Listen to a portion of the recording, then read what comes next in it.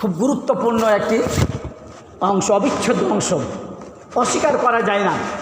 এগুলি হচ্ছে মৌলিক বিষয়কে অস্বীকার করা যায় না। শিক্ষিত সমাজ, আমি মাঝে মাঝে দৃষ্টান্ত দিয়ে থাকি, পলিটিক্যাল সায়েন্সের একটা দৃষ্টান্ত আছে রাষ্ট্র গঠনের। যে রাষ্ট্র গঠনের জন্য 4টা উপাদান লাগে নাকি? জনগোষ্ঠী, সরকার, তারপরে কি এরিয়া, এলাকা, আর সার্বভৌম ক্ষমতা।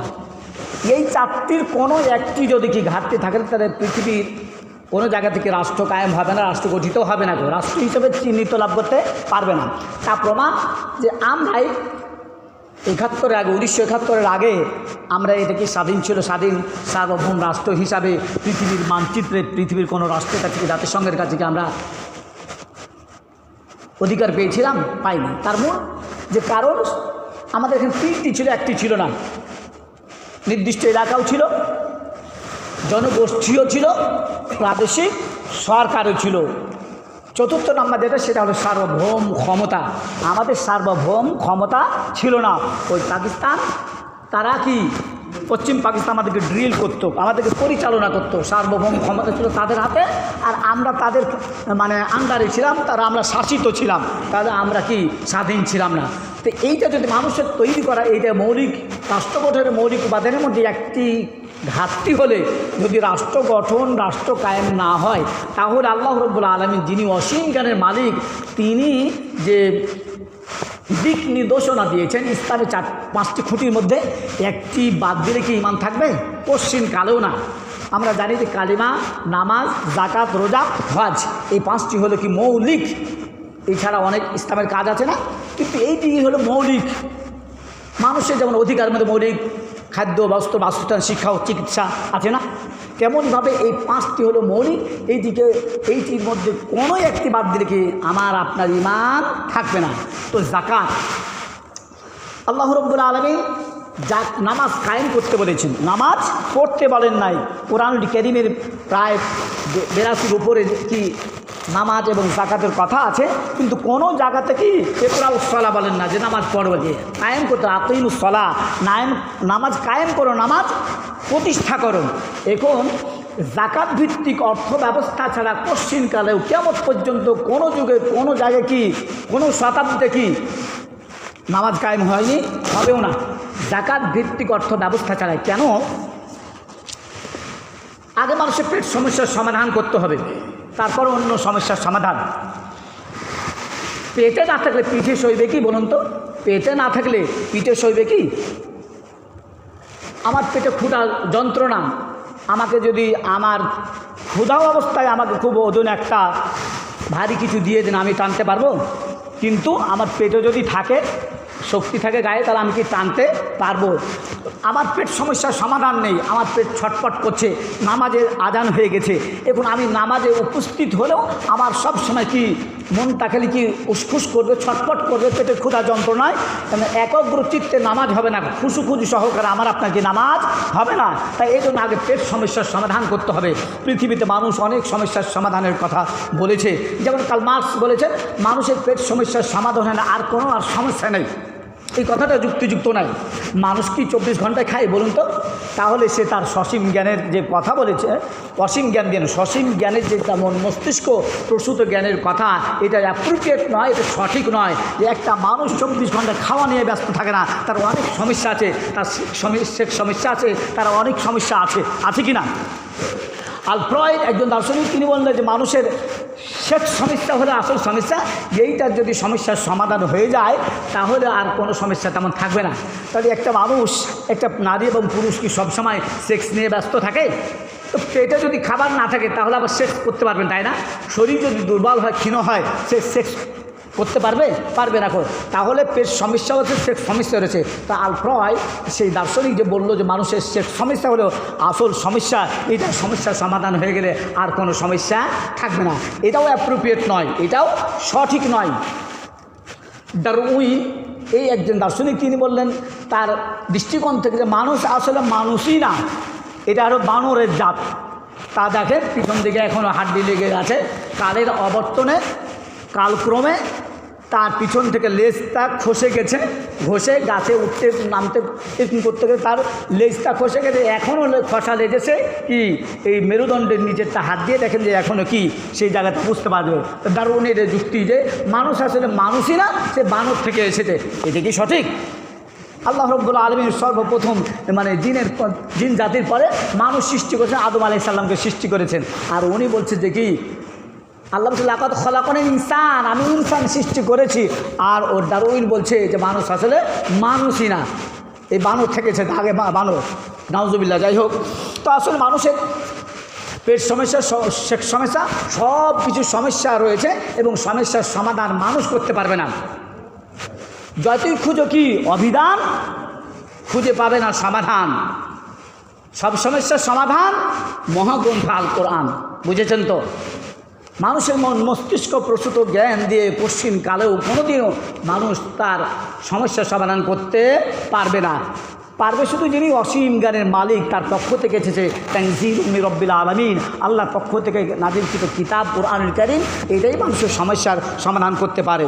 তো বলছিলাম যে যাকাত হচ্ছে ইসলামী অর্থনীতির মেরুদণ্ড এবং সেতু।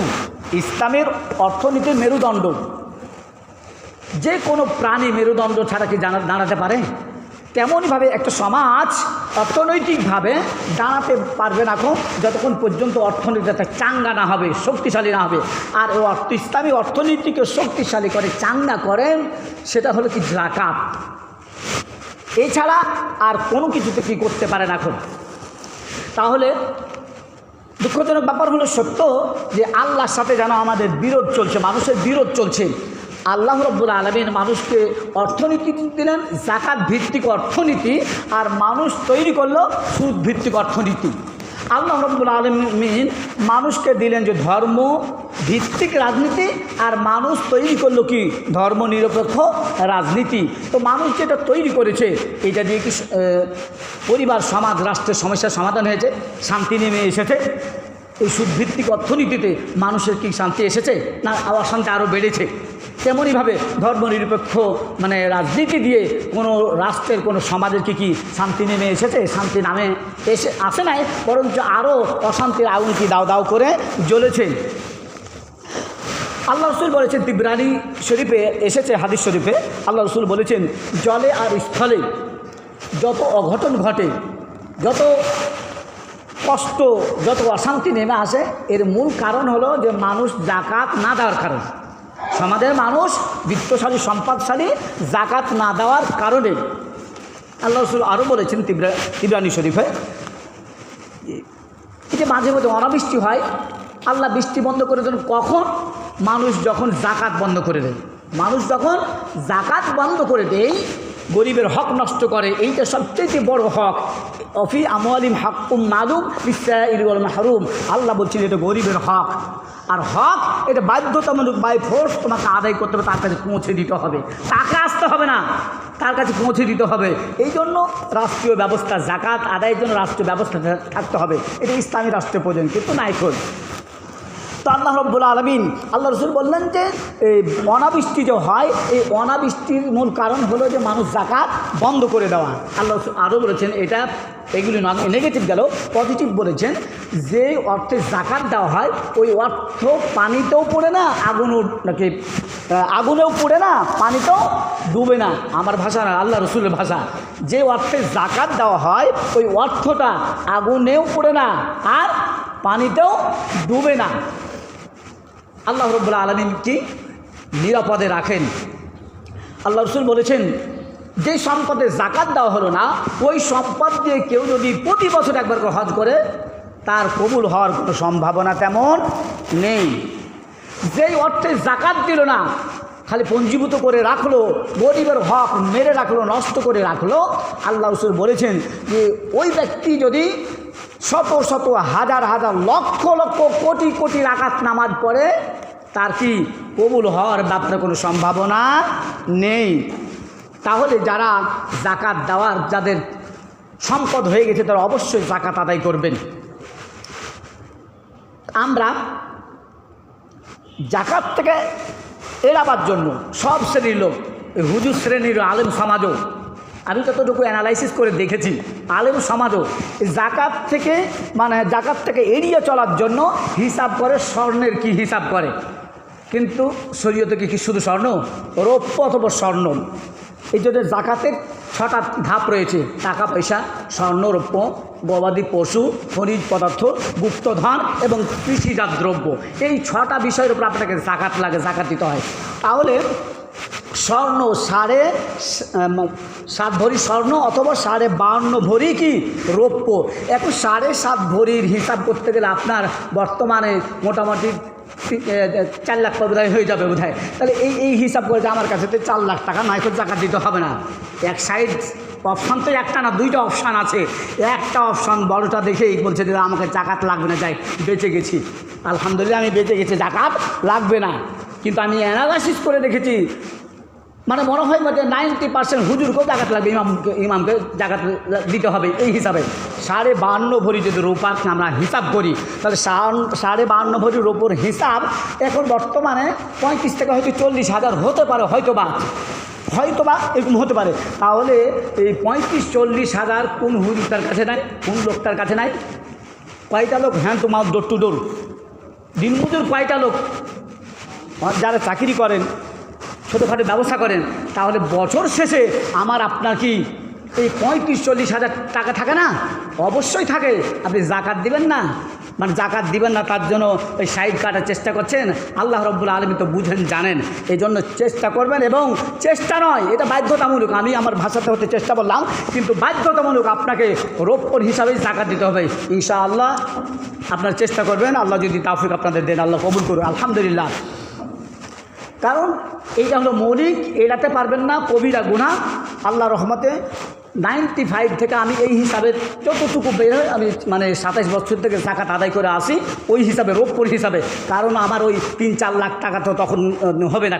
সুতরাং জাকাত আপনাকে আমরা প্রত্যেকে নিজ সম্পর্কে জানি না যে 35-40,000 কোন লোকটা নয়। আপনার সব খরচ বাদ দিয়ে যদি 35-40,000 টাকা থাকে, তাহলে অবশ্যই আপনাকে জাকাত আদায় করতেই হবে। আর না করে আপনি কোটি রাকাত যদি নামাজ পড়েন, প্রতি বছরই যদি হজ করেন, আপনার কবুল হওয়ার ব্যাপারে কোনো সম্ভাবনা নেই। আর ওইটা হলো কবিরা গুনাহ, পরিণামটা পরে বলবো ইনশাআল্লাহ। তো আল্লাহ রাব্বুল আলামিন সব নবী এবং রসুল জাকাত আদায় করেছে। মনে করবেন যে মুসলমান আমরা আমাদেরকে না, সব নবী রসুল, এতগুলো আয়াত বলা যাবে না, সময়ের ব্যাপার রয়েছে। আল্লাহ রাব্বুল আলামিন আদম আলাইহিস সালাম, ইব্রাহিম আলাইহিস সালাম, মূসা আলাইহিস সালাম, ঈসা আলাইহিস সালাম, আমাদের সবার ব্যাপারে কোরআনে আয়াত এসেছে। সবার ব্যাপারে কোরআনের আয়াত এসেছে, তারা কি জাকাত আদায় করেছেন। সুতরাং আমি আপনি কি আল্লাহর নবী কি উম্মত, সুতরাং সাহাবা আজমাইনও কি জাকাত আদায় করেছেন। তাহলে আমি আপনি এড়িয়ে চলতে পারবো? যারা জাকাত আদায় করে না, তারা হচ্ছে সমাজের ক্যান্সার। তারা হচ্ছে সমাজের মানব দেহের ক্যান্সার, মানব দেহের 5টা অংশ।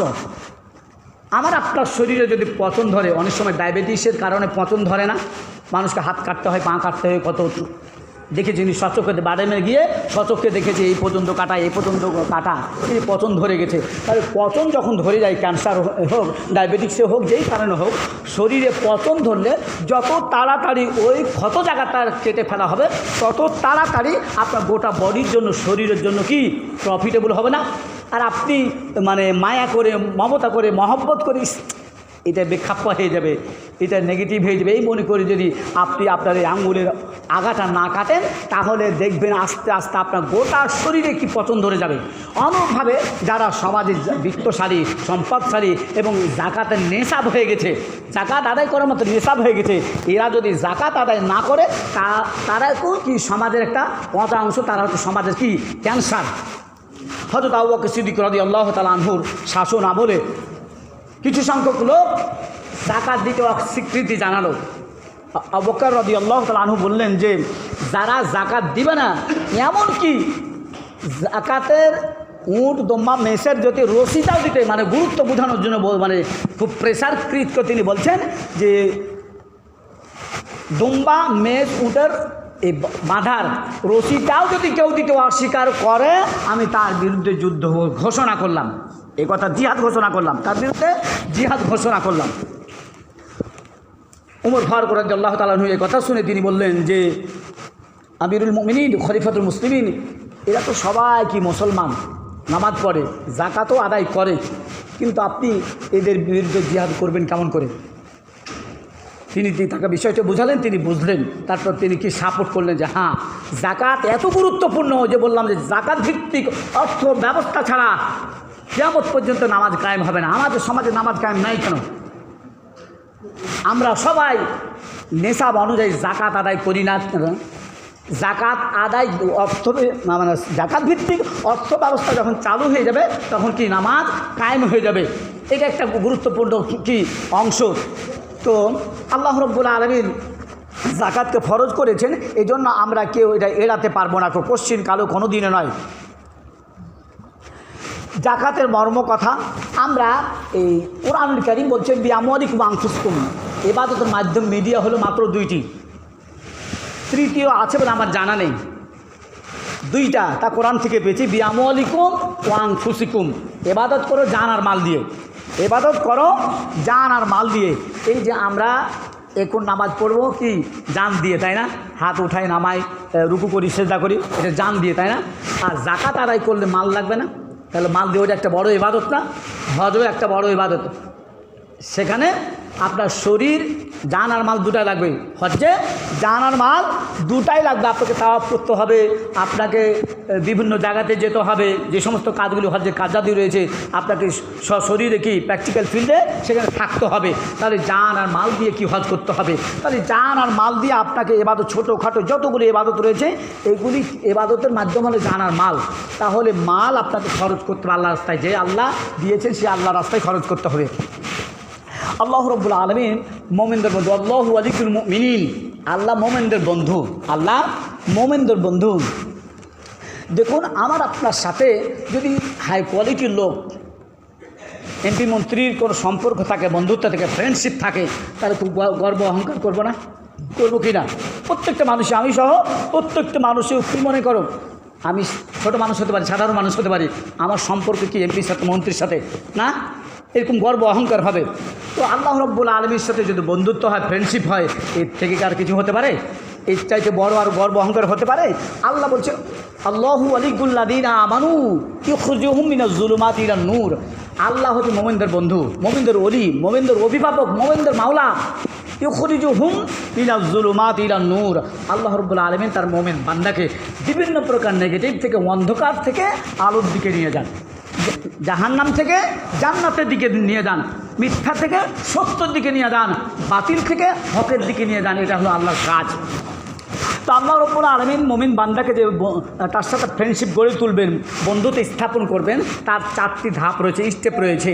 যাকেই তাকে আল্লাহ রাব্বুল আলামিন এত মানে আমার আপনার প্রতি নির্বোধ না, পাগল ছাগল না, নাউজুবিল্লাহ, যে আল্লাহ রাব্বুল আলামিন তাকে বন্ধু করে নেবেন।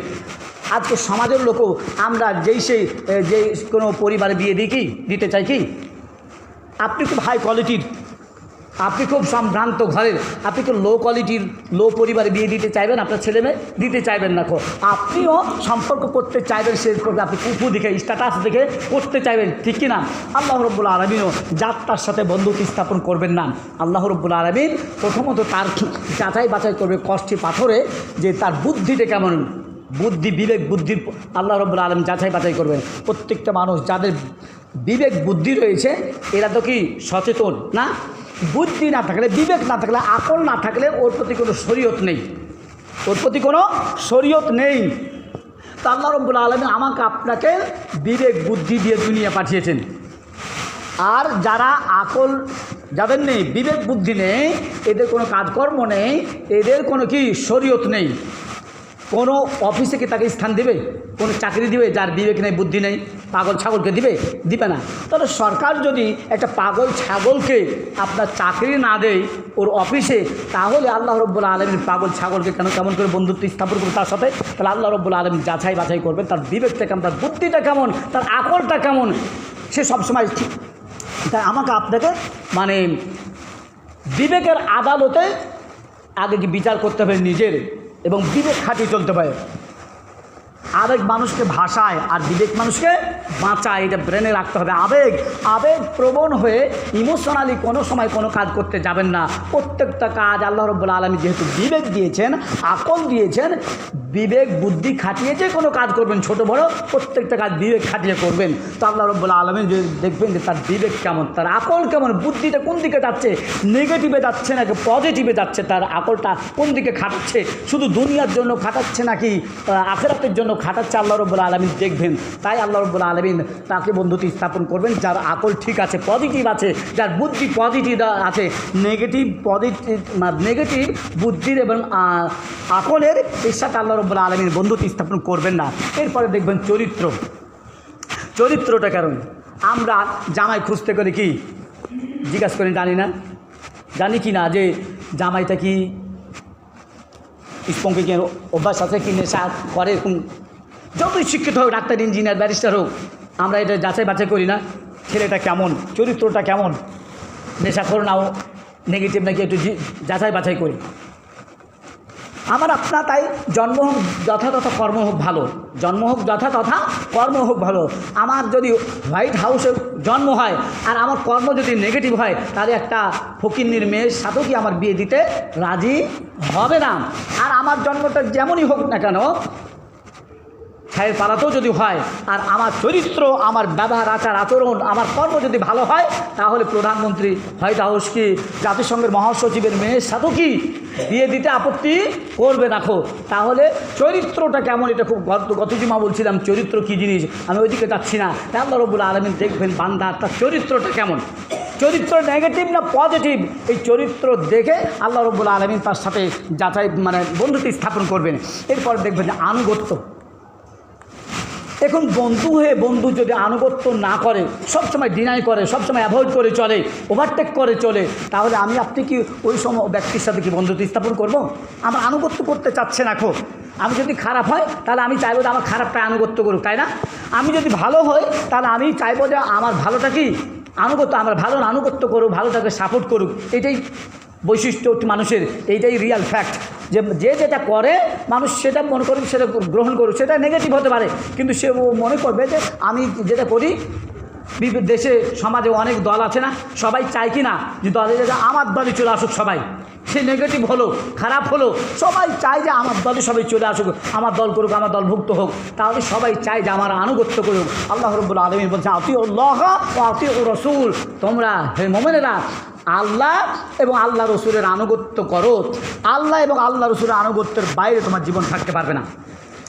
যদি থাকেন, আল্লাহ রাব্বুল আলামিন সূরাত মুহাম্মাদে বলছেন 26তম পারা 9 নম্বর পৃষ্ঠায় বলছেন, ইয়া আইয়ুহাল্লাযীনা আমানু, হে মুমিনগণ, আতিউল্লাহ ওয়া আতিউর রাসূল ওয়া লা তুবতিলু আমালাকুম, তোমরা আল্লাহ এবং আল্লাহ রসুল আনুগত্য করো, ওয়ালা তুবতিলু আমালাকুম, আর তোমাদের আমল সমূহ নষ্ট করে দিও না। এর অর্থ হচ্ছে আল্লাহ এবং আল্লাহর রসুলের আনুগত্যের বাইরে যদি আমার জীবন কাটে, আমার জীবন পরিচালিত হয়, কোনো আমল হয়, তাহলে আল্লাহ রাব্বুল আলামিন ওই আমলগুলিকে সব নষ্ট করে দিবেন, সব নষ্ট করে দিবেন। তাহলে আল্লাহ রাব্বুল আলামিনের আনুগত্য করতে হবে, তাহলে আল্লাহ রাব্বুল আলামিন তার সাথে বন্ধুত্ব স্থাপন করবেন।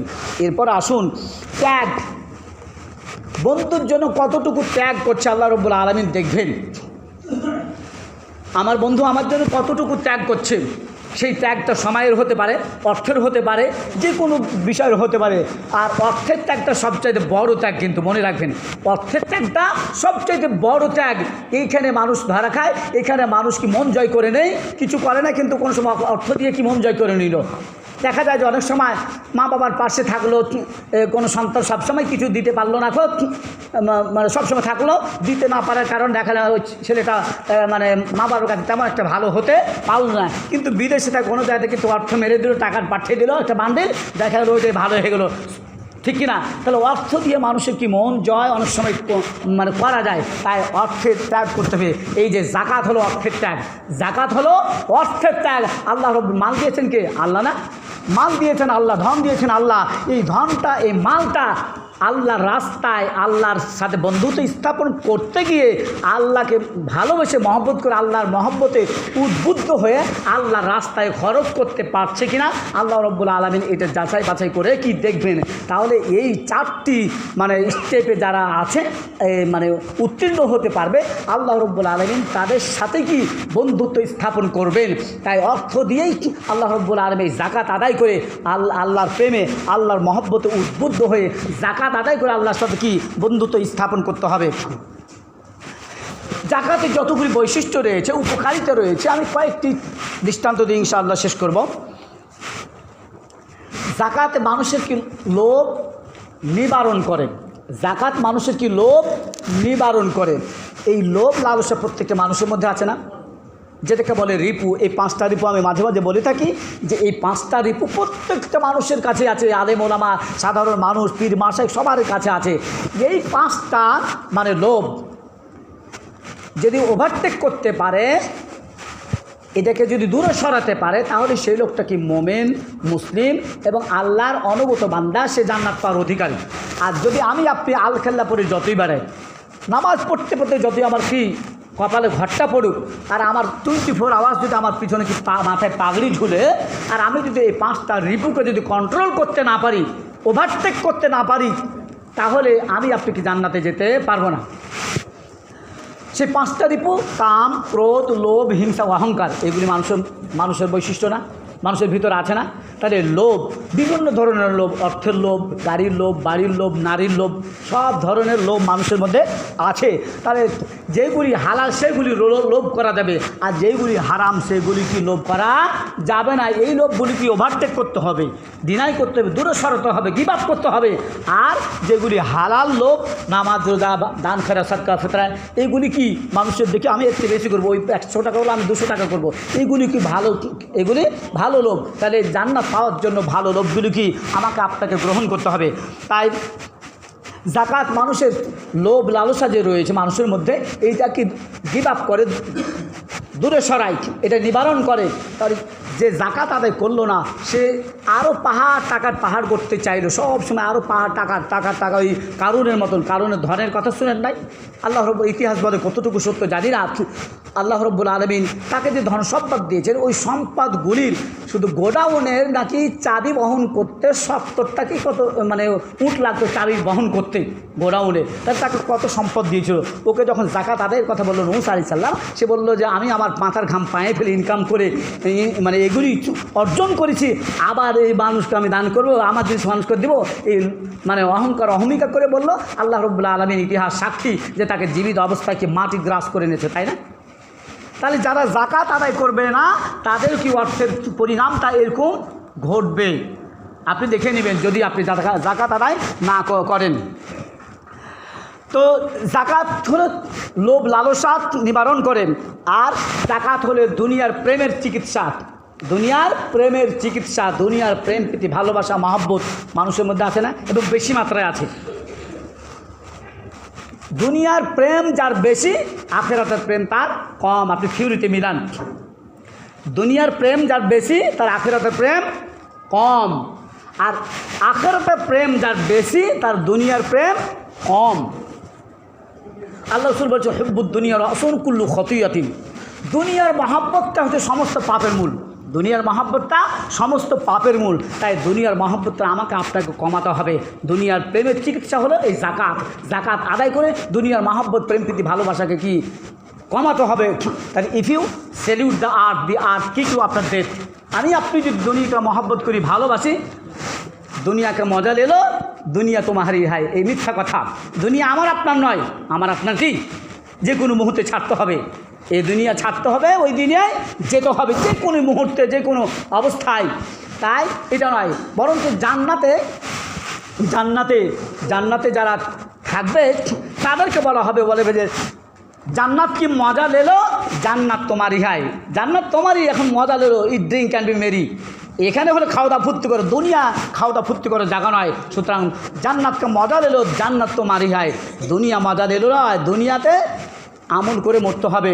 তা দুনিয়া হচ্ছে কি প্রেমের চিকিৎসা। তাই বলছিলাম if you salute the earth take you after death. আমি আপনি যদি দুনিয়াকে মহব্বত করি, ভালোবাসি, তাহলে মৃত্যুর পরে দুনিয়া আমাকে লাথি মারবে, দুনিয়া আমাকে লাথি মারবে। পক্ষান্তরে আমি আপনি যদি মানে if you kick the earth kick you after salute after death. আমি আপনি যদি দুনিয়াকে লাথি মারতে পারি, মানে দুনিয়ার মহব্বত কমাতে পারি, দুনিয়ার মহব্বত ছেড়ে চলতে পারি, তাহলে মৃত্যুর পর দুনিয়া আমাকে স্যালিউট মারবে, স্বাগতম, সালাম, সম্ভাষণ জানাবে। যে মানুষের মাধ্যমে, কীভাবে? মানুষের মাধ্যমে। প্রত্যেকটা লতা পাতা, গাছ, পশু পাখি, মানুষ বলবে আহারে একটা মাটির মানুষ গেল, একটা সোনার মানুষ গেল, একটা মানুষ গেল, একটা মানুষ গেল, এই বলবে না, কাঁদবে তার জন্য। তাই এমনই জীবন তুমি করিবে গঠন, মরণে হাসিবে তুমি, কাঁদিবে ভুবন।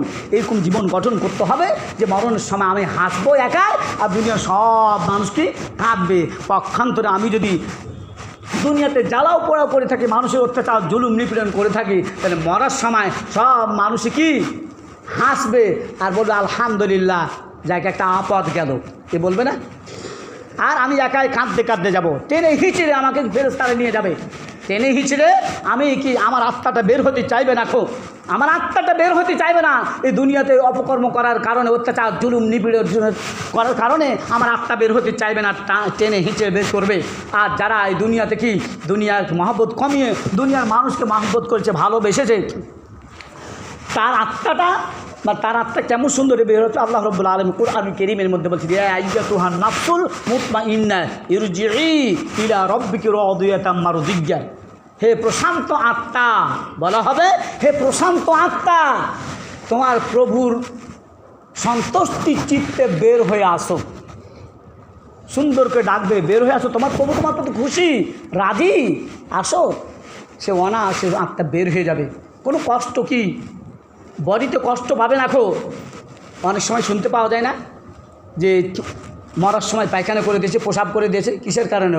ওই যে আত্মা বের হতে চায় না, খুব কষ্ট করে কি চেনে হিচে বের করে, তখন এই অবস্থা ঘটে যায়।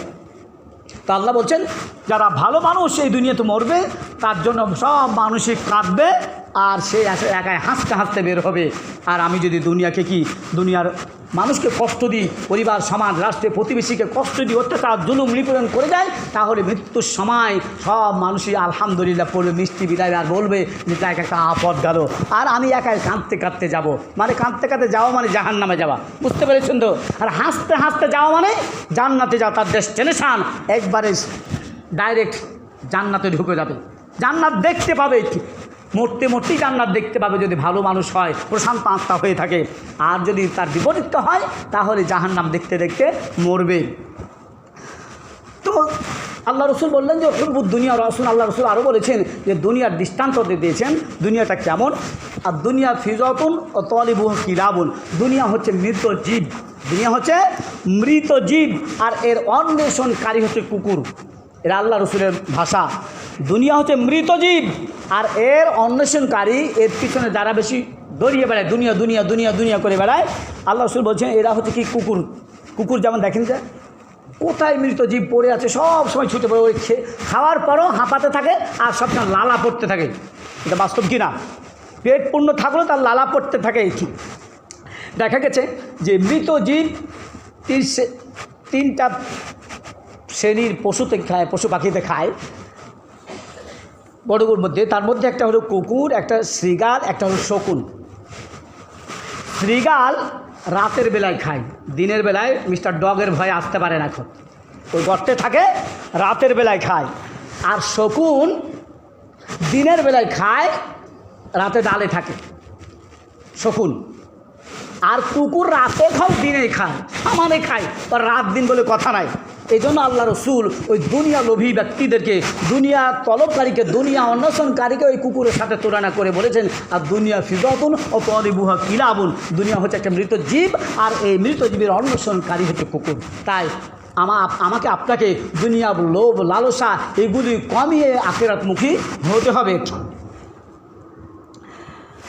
যাকাত হলো ভালোবাসার মাধ্যম এবং মিডিয়ার। যাকাত হলো ভালোবাসার মাধ্যম এবং মিডিয়ার। আমি আপনি দুনিয়ার মানুষকে যতই ভালোবাসি না কেন, যতই ভালোবাসি, যতই খাওয়াটেন, মানুষকে যখন কিছু অর্থ দেওয়া যায় তখন বেশি খুশি হয় না? একটা ফকিরকে আপনি খেতে দেওয়ার পরে আবার যদি হাতে 10 টাকা ধরে দেন, বেশি খুশি হবে না কম খুশি হবে? তাহলে এমনিভাবে আপনার বন্ধু, আপনার জাতি হোক, হুজুর হোক আর যেই হোক না কেন, আপনি খাওয়ার পরে যখন কেটে হাতিয়ে দিলেন আরও বেশি খুশি। তো সব মানুষ এইটাতে খুশি বেশি হয়। আপনার স্ত্রীকে আপনি এমনি খুশি করতে পারবেন, দেখো আপনি যত বেশি দিবেন আপনার স্ত্রী তত বেশি খুশি হবে, তাই না? এটা দুনিয়ার বাস্তবতা। তেমনিভাবে আপনার বন্ধু বান্ধব, আপনার ছেলে মেয়ে, স্ত্রী, এদেরকে জাতি হোক না কেন, আপনি যত এগুলি দিতে পারবেন তত বেশি কি খুশি হবে। তো জাকাত হলো আপনার মানুষকে ভালোবাসার, খুশি করার মিডিয়া মাধ্যম। তাহলে এটা হচ্ছে গরিবের হক, তাই কি না? এটা হচ্ছে গরিবের হক। এইটা কোশ্চিন কালেও ওর হক নষ্ট করা যাবে না, নষ্ট করা কবিরা গুনাহ। তাহলে এই হকটা যখন তার কাছে পৌঁছে দেব, তাই সে যখন পাবে, তাহলে অর্থের মাধ্যমে আপনি তাকে প্রতিদিন ইফতারি করান, প্রতিদিন আপনি ইফতারি করেন, সেহরি করান, কিন্তু জাকাতের টাকা যদি না দেন, একটা মোটা অঙ্কের একটা বড় একটা নোট যদি দেন, দেখবেন যে তার থেকে বেশি খুশি হবে কি না? তাহলে মানুষকে খুশি করার এবং ভালোবাসে মিডিয়া মাধ্যম হলো কি জাকাত। তা আল্লাহ রাব্বুল আলামিন সমাজে তো কি সুদভিত্তিক অর্থ ব্যবস্থা চালু রয়েছে। সুদ এবং জাকাতের মধ্যে একটু ডিফারেন্সটা দেখুন। সুদ দেয় গরিবেরা আর নেই ধনীরা। গরিব আরও গরিব হয় আর ধনী আরও ধনী হয়। আর আল্লাহ সিস্টেমটা দেখেন যে জাকাত দেয় ধনীরা আর গ্রহণ করে গরিবারা। এতে করে কি হয়, বৈষম্যটা কি কমে, এই যে ধনী গরিবের পার্থক্যটা কমে। তাহলে এই যে জাকাত এবং সুদের পার্থক্যটা বুঝতে পারলেন। দুনিয়াতে, সমাজে, রাষ্ট্রে সুদভিত্তিক ব্যাংকিং ব্যবস্থাও সুদভিত্তিক ভাবে চলছে, কিন্তু আল্লাহ রাব্বুল আলামিন অর্থনীতি দিলেন জাকাত ভিত্তিক অর্থনীতি।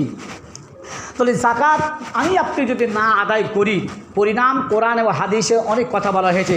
আল্লাহ রাব্বুল আলামিন সূরাত তাওবার মধ্যে বলছেন তার পরিণাম, তার জাকাত যদি না দিই, আল্লাযীনা ইয়াকনিতুনা আয-যাহাবা ওয়াল ফিদ্দাতা ওয়ালা ইউনফিকুনাহা ফী সাবিলিল্লাহি ফাবাশশিরহুম বিআযাবিন আলীম।